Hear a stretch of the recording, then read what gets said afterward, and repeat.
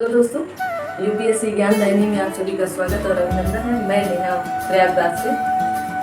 जैसे कि ये आपके भूगोल की अगली क्लास होगी, परंतु यहाँ पर परंतु लग गया तो आप लोग बड़े ध्यान से सुनिए। आज हम यहाँ पर जलवायु की बात करेंगे। क्या करेंगे? जलवायु की बात। जलवायु की तो बात करेंगे ही, जलवायु की भी बात करेंगे, बट जितना हम लिखाना चाह रहे हैं या जितना मैं बताना चाह रही हूँ उतना नहीं कर पाऊंगी, क्योंकि आप सभी भी जानते हैं इस कि बोर्ड पर इंसान सामने वाला कितना भी लिखे, आप लोग बस सुनेंगे ही। तो बेहतर होगा कि आप लोग उन चीज़ों को सुने। अगर आप कुछ स्टूडेंट ऐसे भी हैं जो लिखते हैं, क्योंकि मेरे पास नोट्स रोज़ का रोज़ भेजते भी हैं कि हाँ मैम मैं आपकी क्लास लेता हूँ तो मैंने आज इतना लिखा, और जो चीज़ें नहीं समझ में आती हैं तो वो मुझे व्हाट्सएप पे टेलीग्राम पर मैसेज भी करते हैं कि ये चीज़ आप मुझे क्लियर कर दीजिएगा। तो आज मैंने जैसे बताया कि जलवायु की बात करेंगे, और जलवायु पढ़ने के लिए बहुत पेशेंस होना चाहिए, क्योंकि ये थोड़ा लेंदी चैप्टर है पर इंटरेस्टिंग है।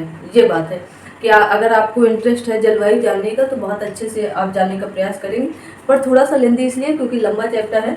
यहाँ से 1-2 प्रश्न हर बार पूछे जाते हैं एग्जाम में, आपके यूपी पीसीएस और आरओ की ही मैं बात कर रही हूँ। तो यहाँ से शुरू करते हैं जलवायु की। तो जैसे आप सबसे पहले जलवायु के बारे में जानेंगे कि जलवायु क्या होती है। तो जलवायु, भारत में मानसूनी जलवायु पाई जाती है। कौन सी जलवायु पाई जाती है? तो भारत में आप ऐसे पॉइंट बना बना कर लिखते जाए। भारत में, मैं बहुत ज़्यादा नहीं लिख पाऊंगी, जो इम्पोर्टेंट है बस उतना ही। भारत में मानसूनी जलवायु पाई जाती है। कौन सी जलवायु पाई जाती है? मानसूनी जलवायु। मानसूनी जलवायु का मतलब क्या है? जलवायु पाई जाती है, ठीक है। मानसूनी जलवायु का मतलब किस? मानसूनी मतलब मानसून के अनुसार यहाँ पर जलवायु पाई जाती है, ठीक है। समय समय पर जैसे मानसून हमारे बदलते हैं कि समय समय पर परिवर्तन होता है, कभी ठंडी कभी गर्मी, कभी बरसात, कभी ठंडी गर्मी के बीच का मौसम, तो उसे क्या कहेंगे आप? मानसूनी जलवायु कहेंगे, ठीक है ना। मानसून शब्द की उत्पत्ति जो है अरबी भाषा से हुई। इसकी मानसून शब्द की जो उत्पत्ति है, मानसून शब्द की उत्पत्ति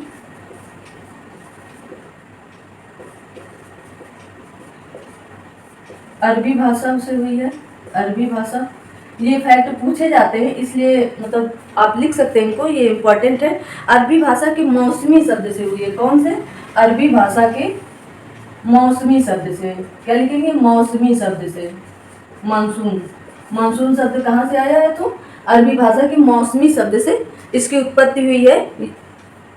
मौसमी का अर्थ होता है, अब इसका अर्थ लिख लीजिएगा। मौसमी का अर्थ, आपके इस तरह के प्रश्न ज़्यादातर यूपीएससी में पूछे जाते हैं। मानसूनी शब्द का अर्थ क्या है? तो इसका अर्थ आप लिखेंगे पवनों की दिशा का मौसम के अनुसार उलट जाना। पवनों की दिशा के अनुसार मौसम का पलट जाना, ठीक है ना। क्या लिखेंगे? पवनों की दिशा का, पवन, जैसे आप गांव में रह रहे हैं, शहर में रह रहे हैं, लेकिन तब भी जानते हैं कि ये पूर्वा हवा है, ये पछुआ हवा है। तो पूर्वा और पछुआ जब हवा चलती है तो उसी के अनुसार मौसम जो है, मानसून है, वो पलट जाता है। जैसे हवा अगर आपकी पूर्वैया चलने लगी तो बारिश किधर को होने लगेगी? उत्तर को होने लगेगी, पूरब पश्चिम को होने लगेगी। पूर्वैया हवा चलेगी तो आपकी बारिश इधर को, पश्चिमी पवनें चलती तो आपकी बारिश पूरब को होने लगती है, ठीक है ना। तो क्या है? पवनों की दिशा का मौसम के अनुसार पलट जाना। पवनों की दिशा का मौसम के अनुसार पलट जाना, ठीक है। क्या हो जाती है? पलट जाती है। इतनी बात आपको, ये मोटी मोटी बातें आपको जानना ही पड़ेगा। उसके बाद मानसून की मैं बात करूंगी। जो फैक्ट है बस मैं यहाँ पर वही बातें आपको बता पाऊंगी, क्योंकि इसमें डिटेल जानना बेहद जरूरी होता है। परंतु यहाँ पर समस्या ये है कि अगर मैं आपको डिटेल लिखवाऊंगी तो मुझे पता है सारे लोग नहीं लिखते हैं, तो जो प्रश्न में फैक्ट पूछे जाते हैं उनका जो निचोड़ है, जो एनसीईआरटी या और भी ढेर सारी बुकों का, वो निचोड़ मैं आपको यहाँ पर लिखवाऊंगी, वो बताऊंगी। और मानसून या जलवायु से उतने में ही प्रश्न आपके फंस जाएंगे, ठीक है ना। तो उसके लिए आप बिल्कुल निश्चिंत। भारत में अरब सागर एवं बंगाल की खाड़ी से चलने वाली हवाओं की दिशा में ऋतुवत परिवर्तन होता है। जो आपके अरब सागर, अब आप ऐसे अरब सागर कहाँ पर होगा तो आप जान लीजिएगा कि अरब सागर यहाँ पर होगा। अरब सागर आपके, अरब सागर यहाँ पर, बंगाल की खाड़ी आपकी यहाँ पर होगी, बंगाल की खाड़ी। आपका हिंद महासागर यहाँ पर है, ठीक है। हिंद महासागर, अरब सागर और बंगाल की खाड़ी। तो अरब सागर और बंगाल की खाड़ी जो है, अरब सागर और बंगाल की खाड़ी से चलने वाली हवाओं की दिशा ऋतुवत मतलब ऋतु के अनुसार परिवर्तित होती रहती है समय समय पर, ठीक है। इसी संदर्भ में भारतीय जलवायु को मानसूनी जलवायु कहा जाता है, क्योंकि ये जब मानसून के अनुसार या ऋतुओं के अनुसार परिवर्तित होती रहती है, इसलिए ये मानसूनी, उनकी मानसून के अनुसार ये जलवायु होती, जलवायु कहा जाता है। मानसून का प्रथम अध्ययन अरबी के एक खगोलवेत्ता थे, अरबी के एक खगोलवेत्ता है मानसून का प्रथम अध्ययन, ऐसे लिख लीजिए, मानसून का प्रथम अध्ययन अरबी के एक खगोलवेत्ता है। तो अरबी के खगोलवेत्ता, तो अरबी के खगोलवेत्ता कौन है? तो अल मसूदी द्वारा प्रस्तुत किया गया था। कौन थे? अल मसूदी के द्वारा प्रस्तुत किया गया था,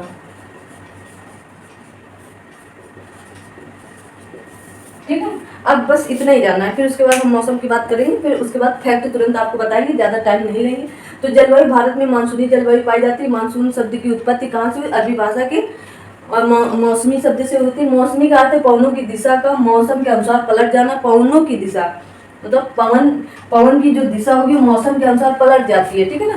फिर उसके बाद है कि बंगाल की खाड़ी और अरब सागर में, जो बंगाल की खाड़ी और अरब सागर में जो खाड़ी में चलने वाली हवाओं की दिशा क्या होती है?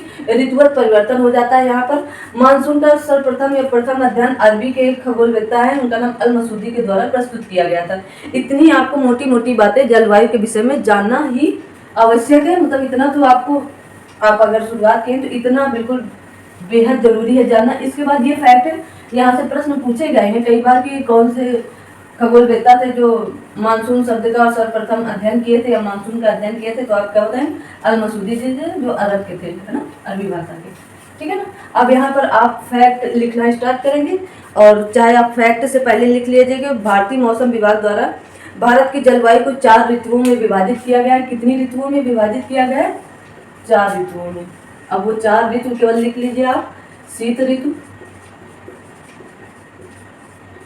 ग्रीष्म ऋतु, शरद ऋतु।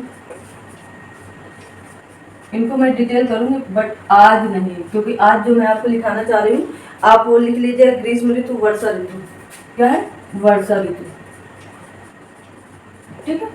तो आपकी शीत मतलब ठंडी की, ग्रीष्म मतलब गर्मी की, शरद मतलब आप चाहे फिर शरद, वर्षा ऋतु, शरद को आप और भी कुछ कहना चाहेंगे।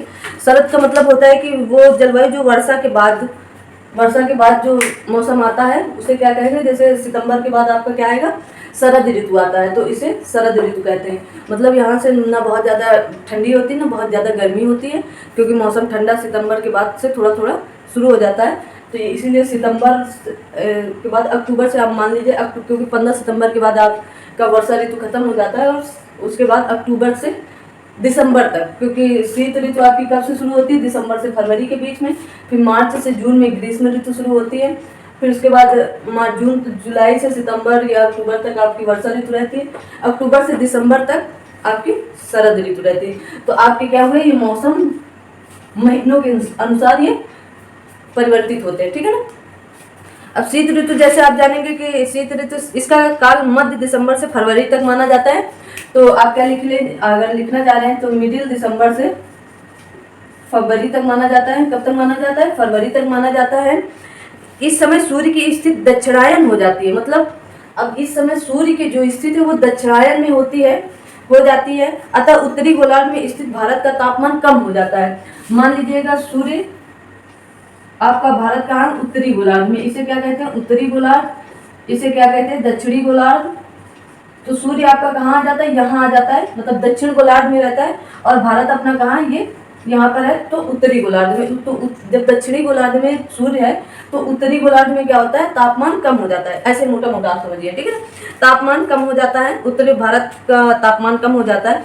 सबसे कम तापमान उत्तर पश्चिम भारत में पाया जाता है। उत्तर पश्चिम भारत में क्यों पाया जाता है सबसे कम तापमान? क्योंकि मान लीजिए ये भारत है आपका, मान लीजिए ये भारत है आपका, ठीक है। तो क्या बोला गया कि उत्तर पश्चिम में, तो उत्तर आपका इधर हो गया और पश्चिम आपका इधर हो गया। तो उत्तर पश्चिम में सबसे कम तापमान पाया जाता है, आप भी जानते हैं, जम्मू कश्मीर हो गया आपका, इधर के लद्दाख हो गया, इधर के जो क्षेत्र है आपके, तो वहाँ क्या पाई जाती है, ठंडी, ज़्यादा ठंडी पाई जाती है। जम्मू कश्मीर लद्दाख लेह में रहना मुश्किल हो जाता है। सबसे कम तापमान उत्तर पश्चिम भारत में पाया जाता है। इस ऋतु में समताप रेखाएं पूरब से पश्चिम की ओर प्रायः सीधी रहती हैं। जो इस ऋतु में तो समताप रेखाएं क्या रहती, पूरब से पश्चिम एकदम सीधी रहती है, ठीक है ना, सीधी रहती हैं। 20 डिग्री सेल्सियस की समताप रेखाएं भारत के मध्य भाग से गुजरती हैं। ये सब आपको जानने की कोई चोचलेबाजी नहीं है। आगे आते हैं ग्रीष्म ऋतु की बात करते हैं हम लोग। तो ग्रीष्म ऋतु में आप क्या जानना चाहेंगे, ये इंटरेस्टिंग तब लगेगा आपको पढ़ने में, ये तो आप पहले से पढ़ रखे हैं। तो ग्रीष्म ऋतु क्या होंगी, ये मार्च से मध्य जून तक रहती है, मार्च से जून तक रहती है, ठीक है ना। ग्रीष्म ऋतु आपकी क्या रहती है, मार्च से जून तक रहती है। इसमें थोड़ा सा फैक्ट जान लीजिएगा, सूर्य के उत्तरायण होने से सारे भारत में, अब क्या हुआ कि अब ये जो सूर्य है, जब अभी तक दक्षिणायन था, अब क्या हो गया, उत्तरायण हो गया, मतलब उत्तर की ओर ये शिफ्ट हो रहा है धीरे धीरे। तो जब उत्तर की ओर शिफ्ट हो रहा है तो भारत कहाँ है, उत्तर में ही है, तो यहाँ क्या होगा, सबसे अधिक ताप हो जाएगा, ठीक है ना। तभी यहाँ पर क्या चलने लगती है, आगे आप जान लीजिएगा, तापमान बढ़ जाता है भारत में। और इस ऋतु में उत्तर और उत्तर पश्चिमी भारत में दिन के समय तेज गर्म एवं शुष्क हवाएं चलती हैं, जो लू के नाम से जानी जाती है। आप गर्मी के दिन में क्या कहेंगे, लू चल रही, बाहर मत निकलो, लू लग जाएगी ना, लू के नाम से प्रसिद्ध है। इस ऋतु में सूर्य के क्रमशः उत्तरायण होने के कारण अंतः उष्ण कटिबंधी अभिसरण क्षेत्र, मतलब अब इसको क्या लिखेंगे, अंतः उष्ण कटिबंधी को अंतः उष्ण कटिबंधी अभिसरण क्षेत्र, ठीक है। अंतः उष्ण कटिबंधी अभिसरण क्षेत्र का मतलब है ITCZ, ठीक है, ITCZ है, ठीक है ना। इसका फुल फॉर्म आप लिख सकते हैं इंटर, क्या लिखेंगे ITCZ का, ITCZ, कभी कभी इसका सिर्फ फुल फॉर्म पूछ लिया जाता है। तो इंटर ट्रॉपिकल क्या होगा आपका, इंटर ट्रॉपिकल कंजर्वेशन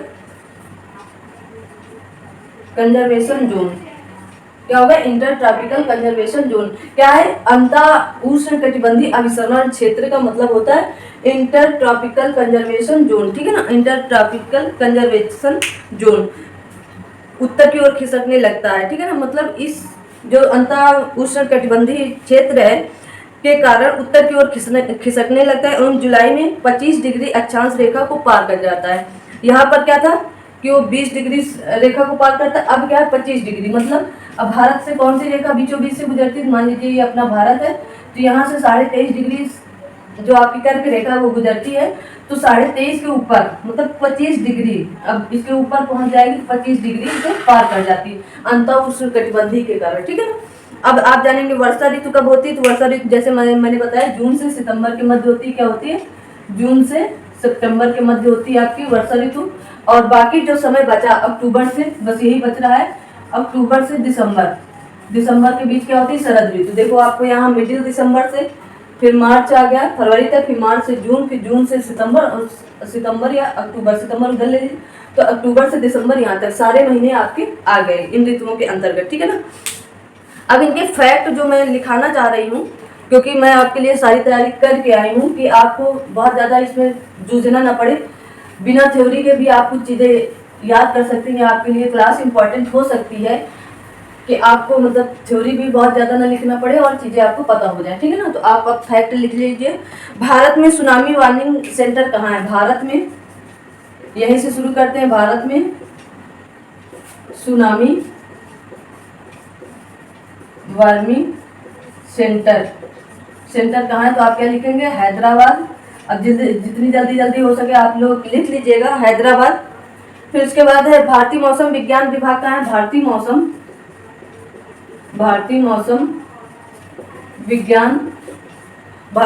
विज्ञान विभाग कहाँ पर है, विभाग कहाँ पर, तो आप क्या लिखेंगे, न्यू दिल्ली, क्या लिखेंगे, न्यू दिल्ली पर है।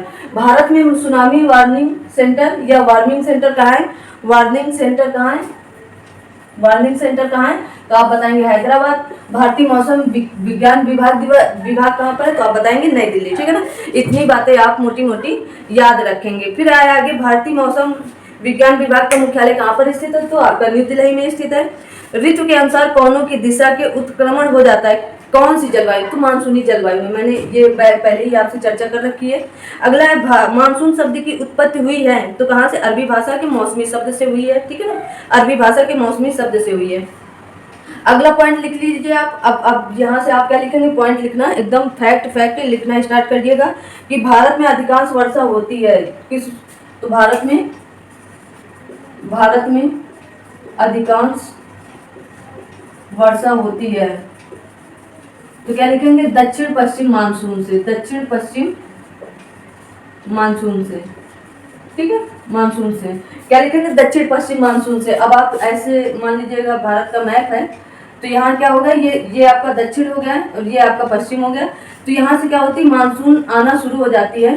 दक्षिण पश्चिम मानसून यहाँ से शुरू होता है, ये क्या कहेंगे आप, मालाबार तट होता है। ये केरल में मालाबार तट से शुरू होती है और फिर ये धीरे धीरे 1 जून से यहाँ मौसम आना स्टार्ट हो जाता है और फिर धीरे धीरे करके पूरे भारत में ये छा जाता है।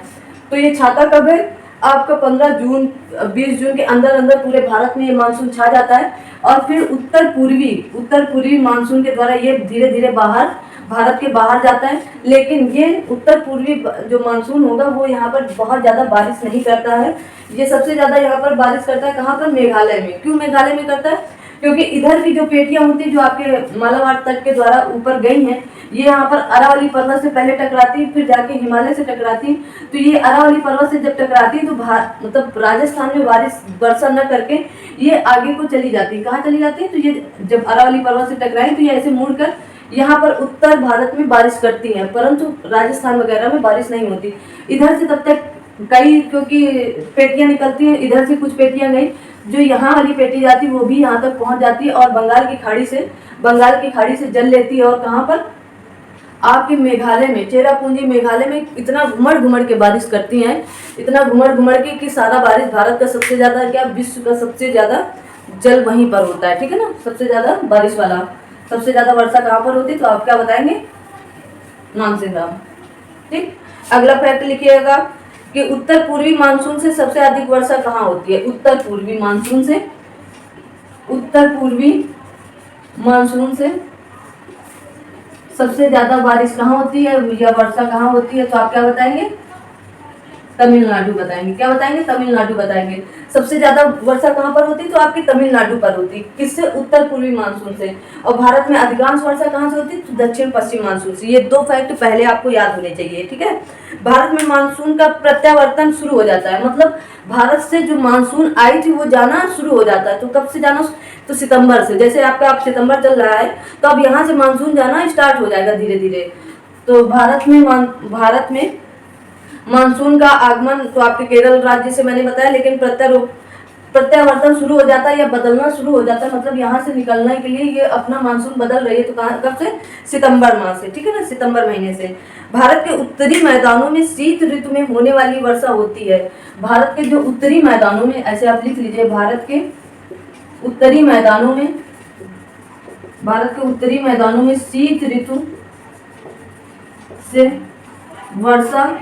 शीत ऋतु में होने वाली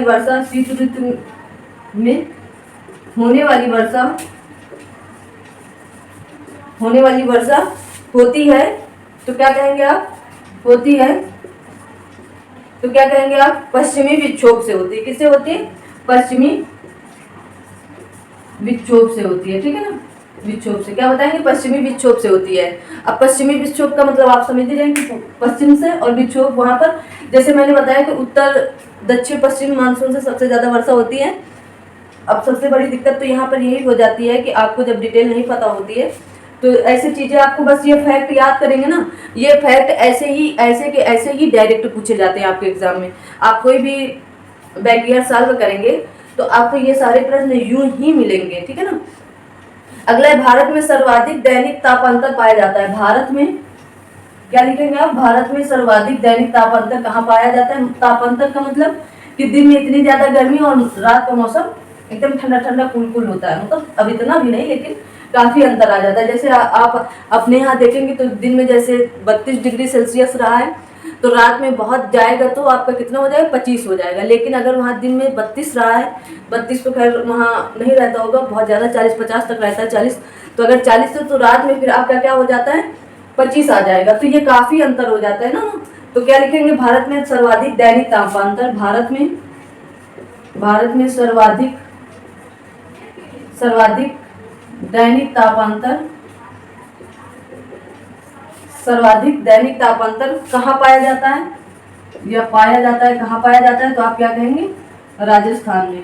राजस्थान एक ऐसा राज्य है जहाँ पर राजस्थान के मरुस्थलीय क्षेत्र में, पूरे राजस्थान में भी नहीं पाया जाता, राजस्थान के मरुस्थलीय क्षेत्र में, ठीक है, राजस्थान के मरुस्थलीय क्षेत्र में। मतलब कि दिन जैसे रात का ताप मैंने बताया, दिन का ताप अगर 40 प्लस है तो रात का ताप वहाँ पर 20 प्लस ही रहेगा। इतना अंतर आना मतलब तापांतर का अंतर, काफ़ी अंतर आ जाता है। दिन में तो बहुत ज़्यादा उमस, बहुत ज़्यादा गर्मी, बहुत ज़्यादा चिपचिपी रहेगी, लेकिन रात का मौसम आपका नॉर्मल रहता है, ठीक है ना। इतनी बात आप समझ गए होंगे। आगे देखते हैं, जो चीज़ें छूट रही हैं उनको भी देख लेते हैं। मानसून की दिशा उत्तर पश्चिम से दक्षिण पश्चिम की ओर होती है, तो शीतकाल में शायद पता भी होगा, नहीं पता तो आप लिख लीजिए। मानसून की दिशा उत्तर पश्चिम से, उत्तर पूर्व से दक्षिण पूर्व, उत्तर पूर्व से दक्षिण पश्चिम, उत्तर पूर्व से दक्षिण पश्चिम, दक्षिण पश्चिम में पश्चिम की ओर होती है, पश्चिम की ओर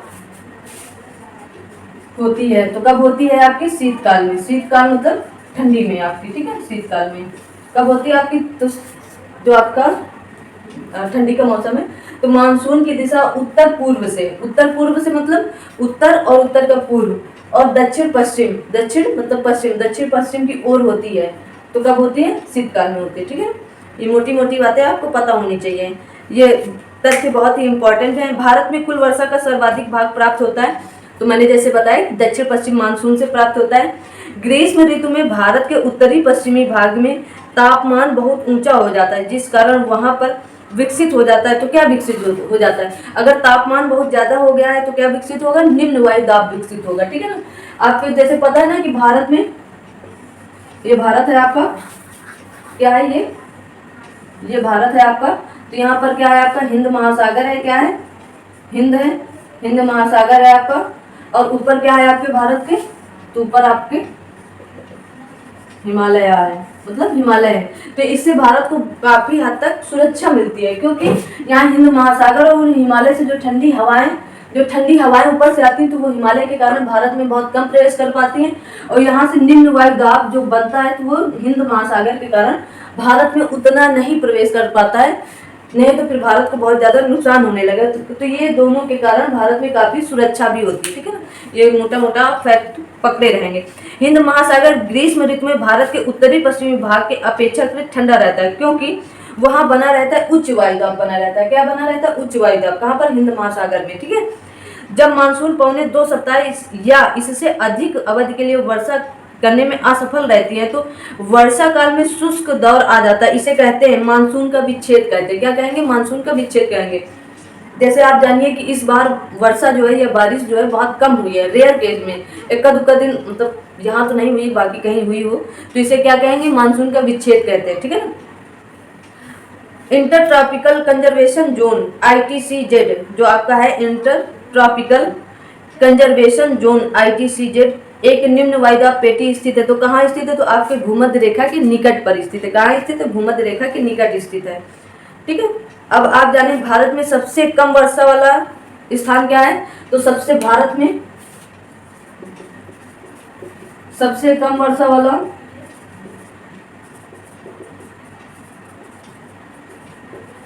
क्षेत्र कौन सा है, तो लेह लद्दाख आपका, क्या है, लेह लद्दाख की बात हो रही है यहाँ पर, ठीक है, लेह लद्दाख है।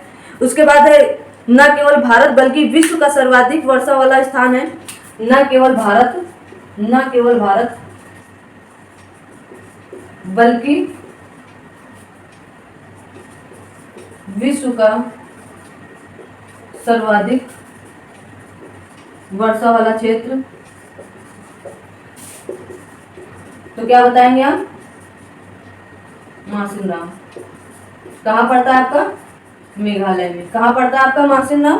तो आपके मेघालय में पड़ता है, ठीक है ना। यहाँ पर इतनी ज्यादा वर्षा होती है कि 2016 को मानसून राम में एक दिन में सर्वाधिक वर्षा 549.2 मिलीमीटर दर्ज की गई थी।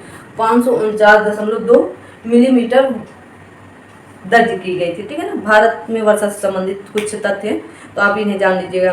तमिलनाडु की कुल वर्षा का 50 से 60% प्राप्त होता है कहाँ से? तो उत्तर पूर्वी मानसून में।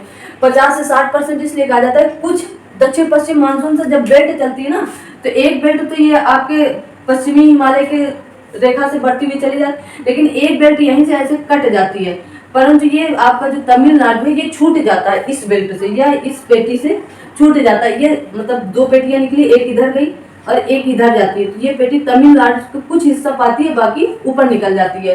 तो तमिलनाडु का कुछ हिस्सा आपका क्या होता है? दक्षिण पश्चिम से मानसून से वर्षा होती है तमिलनाडु में, पर ज्यादा वर्षा आपकी क्या होती है? उत्तर पूर्व मानसून से होती है, ठीक है ना। अगला है कि वर्षा ऋतु देश में अधिकांश भागों में हवाओं की सामान्य प्रवाह दिशा होती है, तो वही दक्षिण पश्चिम से उत्तर पूर्व की ओर होती है। क्या होती है? दक्षिण पश्चिम से उत्तर पूर्व की ओर होती है। अगला, हिमालय की उपस्थिति के कारण वर्षा ऋतु में हवाएं उत्तर पूर्व और गंगा के मैदान में प्रवाहित होती हैं। हिमालय के कारण, जैसे मैंने बताया, हिमालय के कारण क्या होगा? तो दक्षिण पूर्व और पूरब से होती है। दक्षिण पूर्व और पूरब से होती है, मतलब यहाँ से अराकान व्योमा आपका पकड़ते हुए ये कहाँ तक आती है? नीचे तक आती है। और यहाँ जैसे मैंने बताया मानसून राम मेघालय में बहुत ज्यादा बारिश होती है, इतना बारिश घुमड़ घुमड़ के करती है कि एकदम बारिश वहां हो जाती है। वर्षा, भारत में वर्षा ऋतु आप जान लीजिए, सर्वाधिक वर्षा जून से सितंबर माह के मध्य होती है। विशेषताएं, दक्षिण पश्चिम मानसून पवनों का प्रभाव होता है। निम्न वायुदाब उत्तर पश्चिमी भारत में आप क्या होता है? निम्न वायुदाब होता है, निर्मित होता है। विशेषतः दक्षिण पश्चिम मानसून पवनों का स्थलीय भाग में प्रवेश करते समय तड़ित छंछावत के साथ घनघोर वर्षा के रूप में होती है। जब यहाँ से मानसून प्रवेश करता है तो यहाँ को तड़ित इतनी जल्दी वर्षा होती है, और छंछावत मतलब खुद छिन करके। आप जैसे कोई बारिश देखते ना, एकदम तरतर आती है, बरस के चली जाती है, मतलब बारिश हुई और चली गई तुरंत, उस तरह झंझावत एकदम झंझन करके बारिश होती है। इसका कहने का मतलब यही है, क्योंकि ये आपके पॉइंट ऐसे नहीं निकलते हैं, काफी मेहनत करने के बाद इतने पॉइंट लिख कर लाए जाते हैं आपको, ठीक है ना। मानसूनी पवनों की शाखा क्या है? तो बंगाल की खाड़ी की शाखा और अरब सागर। बंगाल की खाड़ी से ये वाली बेल्ट आपकी क्या लेती है? जो ये वाली बेल्ट आपकी मैंने बताई कि ये वाली एक पेटी जाती है, तो ये बंगाल की खाड़ी से जल भरती, अपनी गगरी कहाँ से भरती है? यहाँ से भरती है। और ये वाली बेल्ट जो इधर जाती है वो अरब सागर से भरती है, ठीक है ना। इतनी बात आप मोटी समझ गए होंगे। महत्वपूर्ण तथ्य आप कुछ जान लीजिएगा कि इन तथ्यों से हो सकता है 1-2 प्रश्न आपके पेट में ही पूछे जा सके या पूछे जाएं। अभी जो होने वाला है अक्टूबर में आपके भारत में सितंबर महीने से मानसून के प्रत्यावर्तन शुरू होने का कारण क्या है? तो सूर्य के दक्षिणायन होने के कारण, ITCZ दक्षिण की ओर खिसकना। जो ये आपकी ITCZ है जो आपकी ये दक्षिण की ओर खिसकने लगती है, और सूर्य इसी के कारण सूर्य भी दक्षिण की ओर खिसकने लगता है। और जो ये आपकी पवनें दक्षिण और पूर्व पश्चिम की ओर बताई जाती है, ये फेरल के नियम के अनुसार चलती है। किसके अनुसार? फेरल के नियम के अनुसार चलती हैं। ये फैक्ट काफी इंपॉर्टेंट था। भारत की औसत राष्ट्रीय वर्षा है तो कितनी? 1127 मिलीमीटर है, सर्वाधिक 1127 मिलीमीटर है। भारत में अधिकतम लाभ देने वाली जल प्रबंधन युक्ति है, तो भारत वर्षा के जल का संवहन करना। अगर वर्षा के जल को आप कहीं इकट्ठा करके रखते हैं तो वो क्या है? भारत में अधिकांश लाभ देने वाले जल प्रबंधन है। झारखंड में वर्षा होती है किस मानसून के द्वारा? तो दक्षिण पश्चिम मानसून के द्वारा ही झारखंड में वर्षा होती है। ऐसे प्रश्न पूछे गए कि झारखंड में वर्षा किससे होगी? तो एक तमिलनाडु को छोड़कर बाकी लगभग जितने भी आपके आएंगे तो वो दक्षिण पश्चिम मानसून के द्वारा ही होता है, ठीक है। भारत में मरुस्थलीय विकास योजना कितने जिलों पर अभी क्रियान्वित है? तो आप बताएंगे लगभग 40 जिलों पर क्रियान्वित है। अगले कुछ पॉइंट जान लीजिएगा जो आपके लिए काफी हद तक इम्पोर्टेंट है, फिर उसके बाद मैं आगे बात करती हूँ। कर्नाटक एवं केरल में होने वाली मानसून पूर्व वर्षा फुहार कही जाती है। जो आपके कर्नाटक एवं केरल में होने वाली मानसून जो पूर्व वर्षा मतलब मानसून से पूर्व वर्षा जो होती है उसे क्या कहते हैं, फुहार वर्षा कही जाती है। तो ये किसके लिए लाभकारी होती है, आम्र वर्षा, मतलब इसे आम्र वर्षा कहते हैं। ये आम के पकाने के लिए इसमें हल्की हल्की से बूंदे फुहार, फुहार मतलब जैसे आप फुहारा देते हैं ना, आप किसी चीज से जैसे पाइप से आप फुहारा मारते हैं तो उस तरह फुहारा की तरह ये बरसती है और चली जाती है। तो इसमें आम, इसे क्या कहा जाता है, आम्र वर्षा। और आम वर्षा आम पकाने के लिए काफी लाभकारी होती है, ठीक है। भारत में पश्चिमी विक्षोभों से औसत वार्षिक वर्षा लगभग प्राप्त होती है, तो 3% पश्चिमी विक्षोभों से, ठीक है। अक्टूबर से नवंबर के मध्य तमिलनाडु, आंध्र प्रदेश आदि झंझावती वर्षा होती है, तो उत्तर पूर्वी मानसून के कारण होती है। आपको अभी तक जितने पॉइंट बताए गए ये पॉइंट तो आपको याद होने ही चाहिए, जो आपको ओरल बताया जा रहा है, क्योंकि लिखाना इतना संभव नहीं है। बाकी तो आप डिटेल कहें तो आप लोग कमेंट करके बताते भी नहीं है कि आपको कैसा लेक्चर चाहिए। तो शीतकालीन वर्षा के बारे में आप थोड़ा सा जान लीजिएगा। शीतकालीन वर्षा के विषय में, जैसे वर्षा की प्राप्ति उत्तर पश्चिमी भारत में अधिक भूमध्य सागरीय पश्चिमी विक्षोभों द्वारा होती है। इसमें उच्च वायुदाब कहाँ से बनते हैं, आपके पश्चिमोत्तर से बनते हैं, पश्चिमोत्तर भारत, क्योंकि सूर्य की दक्षिणी गोलार्ध में होने के कारण यहाँ क्या बनता है, उच्च तापमान बनता है, ठीक है ना। और आप इसमें तो काफ़ी कुछ है, अभी आज तो आपका ख़त्म नहीं हो पाएगा ये, तो अब कुछ लेक्चर आपका हम कल रखते हैं। आज की क्लास इतनी ही रखेंगे, क्योंकि शीतकालीन वर्षा भी काफ़ी मतलब लंबा है। जैसे मैंने आपको कुछ चीज़ें डिटेल में बता दूंगी, तो ताकि ये ना हो कि कुछ छूट जाए, तो आपका छूट कुछ भी ना पाए और आपको अच्छे से लेक्चर पहुंचता रहे।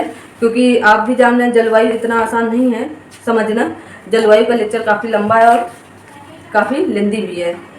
और कुछ चीज़ें आप कल मैप के थ्रू आपको बताई जाएंगी, पछुआ जेट स्ट्रीम वगैरह, क्योंकि इसके प्रश्न पूछे जाते हैं अक्सर।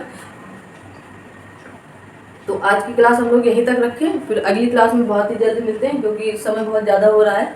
आप देख मतलब आप क्या जानेंगे समय क्या हो रहा है, लेकिन अभी समय बहुत काफ़ी हो गया है। तो आज की क्लास यहीं तक रखते हैं, अगली क्लास में आपसे हम बहुत जल्द मिलते हैं। तब तक के लिए आप सब लोग खुश रहिए, मस्त रहिए और अपनी पढ़ाई करते रहिए। और बात वही लास्ट में आ जाती है कि आप लोग चैनल को थोड़ा सा सब्सक्राइब करते रहिए, लाइक कमेंट करते रहिए, इसे शेयर भी करते रहेंगे तो बेहतर होगा। और आप लोग वीडियो थोड़ा पूरा देखा करिए, आपको लाभ मिलेगा, चीज़ें आपको सटीक और अच्छा कंटेंट दिया जा रहा है, तो आप लोग इसे वॉच करेंगे तो अच्छा लगेगा। और सब ठीक ही है। कभी कभी आप लोग भी बताया करिए कि आपके क्या हाल चाल है, क्योंकि सब लोग तो नहीं पूछते हैं कि फ्री में अगर कोई आपसे कहे कि गले लगा लो तो शायद नहीं लगाएंगे। हाँ, लेकिन और भी चीज़ें जो होंगी वो फ्री में आपसे एक्सेप्ट करेंगे कि ये चीज़ें फ्री में मिल जाएँ तो ठीक है, लेकिन फ्री में गले लगाना शायद एक्सेप्ट नहीं करता है कोई। तो वो एक दूसरे को प्यार देते रहिए, प्रेम देते रहिए कि आपसे लोग खुश रहें, आपसे कोई नाराज़ ना रह सके। प्रयास यही करना कि आपके कारण कोई दुखी ना हो, क्योंकि दुखी आत्मा अगर कोई होता है तो बड़ा दुख होता है सामने से भी कि वो दुखी है, तो उसके दुखी होने के कारण मतलब सामने वाला सोच जाता है यार क्यों दुखी है, क्यों मैंने ऐसा बोला, काश मैं ना बोलती या ना बोलता। तो ऐसा बिल्कुल ना करिए आप लोग एक दूसरे से प्रेम करिए, अपनी सद्भावना को बनाए रखिए और अच्छे से रहिए आप लोग, और अपनी पढ़ाई को उधार देते रहिए। मेहनत तो की ही जा रही है, आप लोग भी कर रहे हैं और आपके साथ साथ आपके टीचर भी मेहनत कर रहे हैं। ज़रूरी नहीं है कि आप यहीं से पढ़ें, आप जहाँ से भी पढ़ें बेहतर चीज़ें पढ़ने का प्रयास करें, जहाँ से आपको अच्छा मिल रहा है आप वहाँ से पढ़िए। और बस आज की क्लास यहीं तक रखते हैं, अगली क्लास में बहुत ही जल्द आप सबसे मुलाकात होती है। तब तक के लिए आप सभी को शुभ रात्रि और अगली क्लास में मिलते हैं बहुत ही जल्द। शुभ रात्रि, जय हिंद, जय भारत।